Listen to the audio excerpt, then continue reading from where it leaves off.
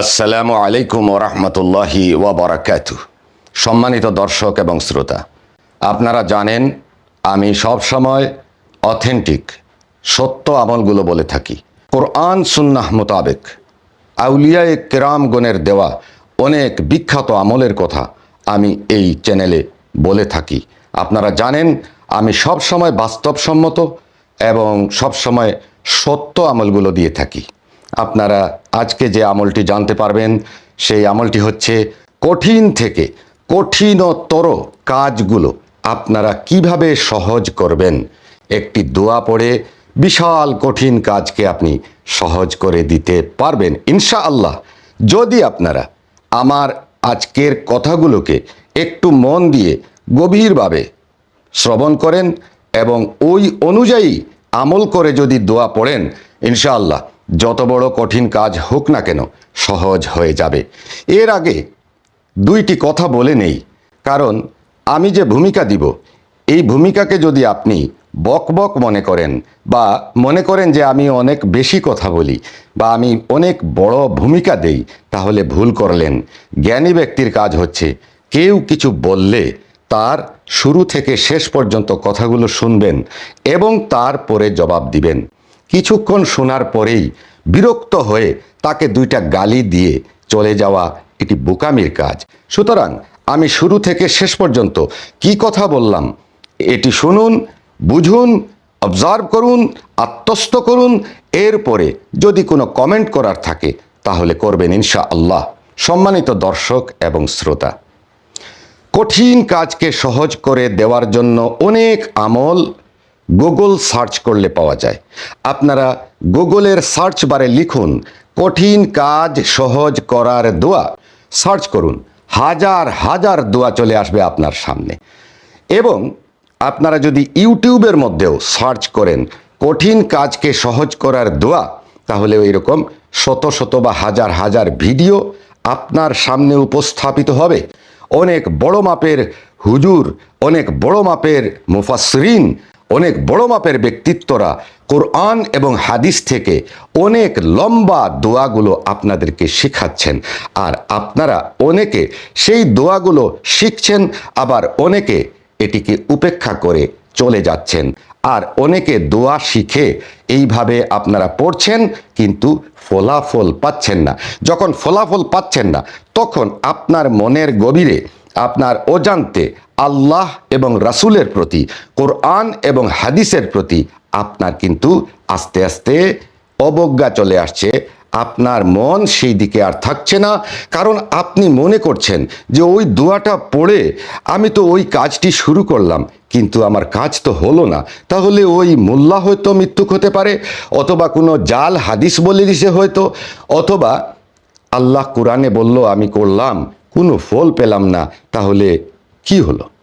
আপনার অবিশ্বাস চলে আসবে মহান রব সৃষ্টিকর্তার উপরে, আপনার অবিশ্বাস চলে আসবে বিশ্ব জাহানের শান্তির প্রতীক মহানবী হজরত মুহাম্মাদুর রাসূলুল্লাহ সাল্লাল্লাহু আলাইহি ওয়াসাল্লামের উপরে। সুতরাং আমরা যখন কোনো দোয়া বলবো সাথে সাথে এটির আমলও বলে দিব। আপনি কি কি করতে হবে আর কি বর্জন করতে হবে এবং কিভাবে আপনি আমল করবেন এবং কিভাবে এই দোয়া করলে আপনি ফল পাবেন, সেটাও আমি বা আমরা অনেকেই সাথে সাথে বলে দেই। আপনারা সার্বিকভাবে সব কিছুকে ফলো করে দোয়া করুন ইনশাআল্লাহ। এবার চলুন মূল কথায় আসি। সম্মানিত দর্শক, আমি খুবই ছোট্ট একটি দোয়া আপনাদেরকে আজকে বলবো। এই দোয়া পড়লে আপনি যে বিশাল কয়েক টন ওজনের একটি পাথর পিঠে করে নিয়ে চলে যাবেন সেটা সম্ভব নয়। আপনি জীবনে লেখাপড়া করেন নাই অথবা কম্পিউটার সম্পর্কে আপনার কোনো ধারণা নাই, হঠাৎ করে আপনাকে যদি নিয়ে কোনো অফিসে কম্পিউটারের দায়িত্বে যে চাকরি সেখানে দিয়ে দেওয়া হয়, তাহলে সেটি আপনার জন্য অনেক বড় কঠিন কাজ হয়ে যাবে। আর তখন আমি যে দোয়া বললাম বা অন্যান্য হুজুররা যে দোয়া বললেন, লম্বা হোক আর খাটো হোক, সেই দোয়াগুলো পড়লে কি আপনার কম্পিউটার শিখা হয়ে যাবে?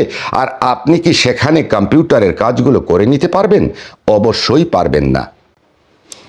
আপনি হঠাৎ করে বিমানে বসে গেলেন, পাইলটের দায়িত্ব আপনাকে দিয়ে দেওয়া হলো। আপনি জীবনে কোনোদিন মোটরসাইকেল চালান নাই, আপনাকে দিয়ে দেওয়া হলো পাইলটের দায়িত্বে। আপনি সেটি তো পারবেন না। আপনার জন্য বিশাল কঠিন একটি বোঝা একটি কাজ হয়ে গেল, আপনি তখন ওই দোয়া পড়ে দিলেন। আর আপনি কি তখন উড্ডয়ন করে দিতে পারবেন বিমানকে? টেক অফ করে দিতে পারবেন? আপনি কি ল্যান্ড করতে পারবেন? আপনি কি ওটি রান করতে পারবেন? অবশ্যই পারবেন না। এর জন্য কি করতে হবে? আপনি ওই বিষয়ে পারদর্শী হতে হবে, ওই বিষয়ে জ্ঞানী হতে হবে, শিক্ষা অর্জন করতে হবে, আপনি ওই বিষয়ের উপরে শিক্ষিত হতে হবে। কঠিন কাজকে সহজ করা মানে কি? একটু চিন্তা করুন, কোন কাজটা কঠিন? একটি অঙ্ক কষছে একটা ছাত্র, তার কাছে ওটা কঠিন মনে হচ্ছে। জীবনে যদি সে কোনোদিন অঙ্কই করে নাই, তাহলে সে এটা কঠিন বলবে না তো কি বলবে? সুতরাং ওই সমস্ত ছাত্রের জন্য কঠিন কাজ সহজ করার আমল করা উচিত, যারা আগে অঙ্ক কষেছে বা অঙ্ক কষা জানে। কিছু ক্রিটিক্যাল অঙ্ক আছে যেগুলো করতে তার সময় লাগবে, বা অনেক ব্রেইন খরচ করতে হবে, বা অনেক ধরনের চিন্তা ভাবনা করতে হবে, তারপরেও মাথায় আসছে না, কঠিন থেকে কঠিনতর হয়ে যাচ্ছে, তখন সে ওই দোয়াগুলো পড়বে। ঠিক সেইভাবে আপনার জন্য যে কাজটি কঠিন, আপনি একটি ব্যবসায় দাঁড়িয়েছেন, লক্ষ লক্ষ টাকা ইনভেস্ট করেছেন, জীবনে ব্যবসা করেন নাই, কাজটি কিন্তু আপনার জন্য অনেক কঠিন। আপনি দোয়া পড়লে আপনি ওই ব্যবসায় যে জিতে যাবেন সেটা বলা যায় না। আপনি জীবনে কোনোদিন চাকরি করেন নাই, হঠাৎ আপনাকে একটা অফিসের দায়িত্ব দিয়ে দেওয়া হলো, আপনি সেটাকে অবশ্যই কঠিন মনে করছেন, কিন্তু দোয়া পড়লে আপনি সেখানে সেটিকে সহজ করে নিতে পারবেন না। অবশ্যই আপনি সেখানের যে দায়িত্ব, যে কাজ, সেই কাজটিকে আপনি আগে থেকেই জানতে হবে, বা সেই বিষয়ে আপনার অভিজ্ঞতা থাকতে হবে। অভিজ্ঞতা থাকার পরে কোনো কাজ যদি কঠিন হয়, তখন আপনি দোয়া পড়বেন। তারপরেও আছে অনেক শর্ত।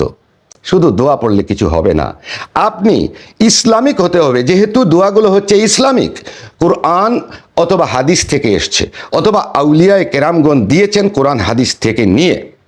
সুতরাং এই আমলগুলো হচ্ছে সম্পূর্ণ ইসলামিক।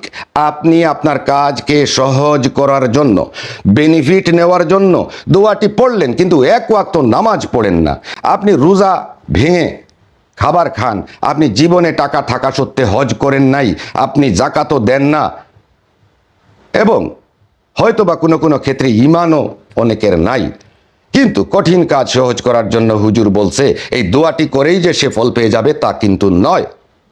সুতরাং আপনারা একটা জিনিস খেয়াল রাখবেন, অভিজ্ঞতা অর্জন করার পরে আপনাকে এই দোয়াগুলো শিখতে হবে, পড়তে হবে, এবং সেই অনুযায়ী চলতে হবে। আল্লাহ রব্বুল আলামিন কুরআনুল কারীমে যখনই কিছু বলছেন, তখন বলছেন ইয়া আইয়ুহাল্লাযীনা আমানু, হে ঈমানদারের দল। এখানে হে বেঈমানের দল বলেন নাই, সবাইকে আল্লাহ ঈমানদারের দল বলছেন। বলার পরে বলছেন তুমি ওই কাজ করো, ওই কাজ করো, ওইটা করলে তুমি জাহান্নামে যাবে, ওইটা করলে তুমি জান্নাতে যাবে। সুতরাং প্রথমে আপনি সার্বিকভাবে ইসলামিক হতে হবে। আপনি দেখতে হবে আপনার খাবার, আপনার পোশাক, আপনার দৈনন্দিন জীবন ইসলামিক কি না, কোরআন এবং সুন্নাহ মোতাবেক কি না। তাই বলে যে লম্বা দাড়ি আর পাঞ্জাবি আর টুপি আর পাগড়ি লাগিয়ে আপনি 5 ওয়াক্ত মসজিদে গিয়ে সামনের কাতারে ঠিক ইমামের পেছনে দাঁড়িয়ে নামাজ পড়তে হবে, এমন করলে যে আপনি ইসলামিক হয়ে যাবেন তা নয়। ইসলাম কাকে বলে? ইসলাম হচ্ছে আপনার অন্তরে আল্লাহর ভয়। আল্লাহ রব্বুল আলামিন বলেছেন ইত্তাকুল্লাহ হাক্কা তুকাতিহি ওয়ালা তামুতুন্না ইল্লা ওয়া আনতুম মুসলিমুন। ভয় করো আল্লাহকে, এমনভাবে ভয় করো যেভাবে ভয় করা উচিত, এবং তোমরা মুসলিম না হয়ে মৃত্যুবরণ করো না। সুতরাং আপনার অন্তরে ইসলাম থাকতে হবে। কলবের মধ্যে হচ্ছে আল্লাহর আরশ, কলবুল মুমিনিন আরশিল্লাহ। আপনার অন্তরে যদি আল্লাহর ভয় না থাকে, আপনি বাহিরে যতই পোশাক পরিচ্ছদ পরেন না কেন, লম্বা দাড়ি রাখেন না কেন, লম্বা চুল রাখেন না কেন, পাগড়ি পরেন না কেন, আর আপনার অন্তরের মধ্যে যদি ইসলাম বিরোধী কার্যক্রম থাকে, তাহলে আপনি কিন্তু মুসলমান নয়। এই কথাও আল্লাহ রাব্বুল আলামিন কোরআনে বলেছেন। সূরা বাকারার একটি জায়গায় আল্লাহ রাব্বুল আলামিন বলেন ওয়া মিনান নাসি মান ইয়াকুলু আমান্না বিল্লাহি ওয়া বিল ইয়াউমিল আখিরি ওয়া মা হুম বিমুমিনিন। মানুষের মধ্যে এমন কিছু মানুষ আছে যারা আল্লাহকেও বিশ্বাস করে, আখেরাতেও বিশ্বাস করে, কিন্তু তারা মুমিন নয়। সুবহানাল্লাহ। সুতরাং প্রথমে মুমিন হতে হবে এবং যে কোনো কঠিন কাজ আসলে এই দোয়া পড়বেন। এখন দোয়া বলতেছি, এই দোয়াটি পড়েন। يا حي يا قيوم برحمتك أستغيث يا حي يا قيوم برحمتك أستغيث। এই দোয়া অন্তরে অন্তরে পড়েন এবং ইসলামিকভাবে চলেন।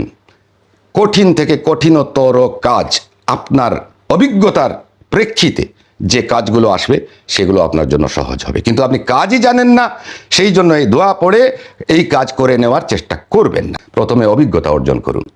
আশা করি বুঝতে পেরেছেন। সবাই ভালো থাকুন। ভালো ভালো ভিডিও পাওয়ার জন্য এখনই সাবস্ক্রাইব করুন এই চ্যানেল এবং বেল বাটন প্রেস করুন। ভিডিওটি শেয়ার করে অন্য মুমিন মুসলমানদেরকে সহযোগিতা করুন। আপনি হবেন সওয়াবের অংশীদার, আমিও হব অংশীদার ইনশাআল্লাহ।